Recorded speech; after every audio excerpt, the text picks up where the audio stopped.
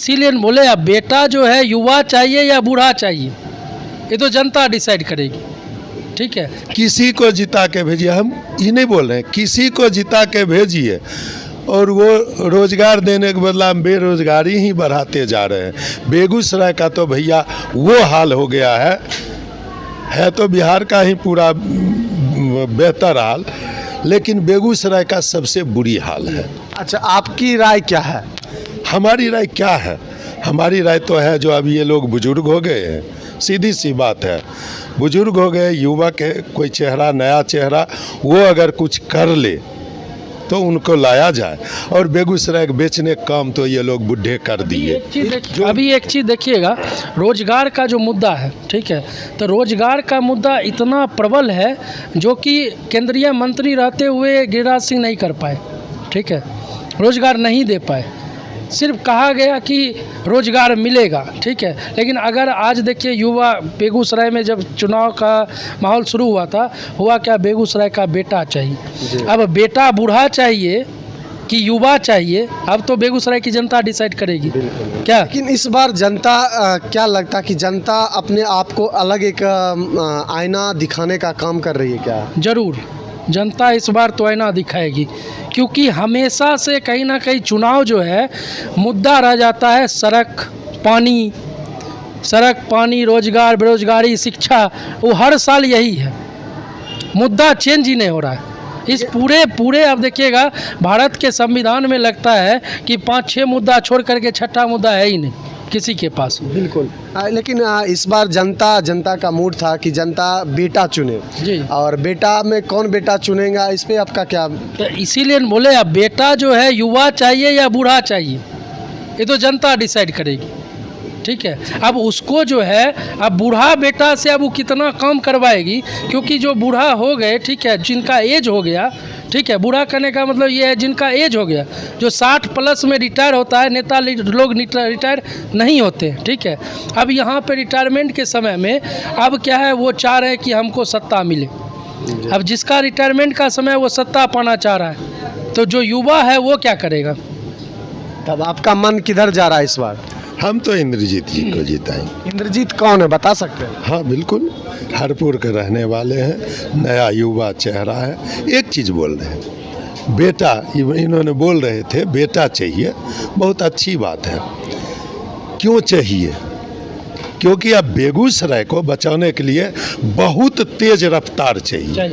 हम जितना दौड़ेंगे और आप दौड़िएगा, दोनों में फर्क, आकाश जमीन का फर्क है। हम 2 किलोमीटर में थक जाएंगे, आप शायद सही बात, निकलते रहिएगा। तो अब बेगूसराय के लिए वही चीज़ चाहिए, क्योंकि हमारे जैसे जो एजेड हैं, बूढ़े हैं, उन्होंने तो समस्या से भर दिए, इसको तोप दिए, गिनाने लायक नहीं है।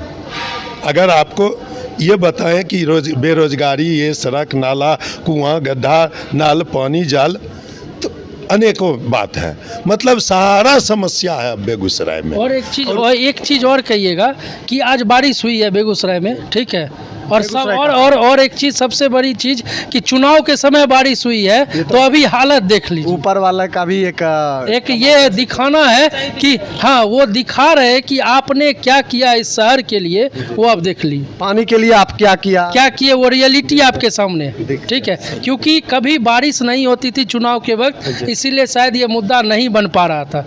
और डेंगू तो आप जान रहे हैं, ठीक है, कितना डेंगू होता है बेगूसराय में, खास करके बेगूसराय का। अगर थोड़ा बारिश हुआ, अभी थोड़ा बारिश हुआ है तो क्या स्थिति है वो आप जाके देख सकते हैं हर जगह।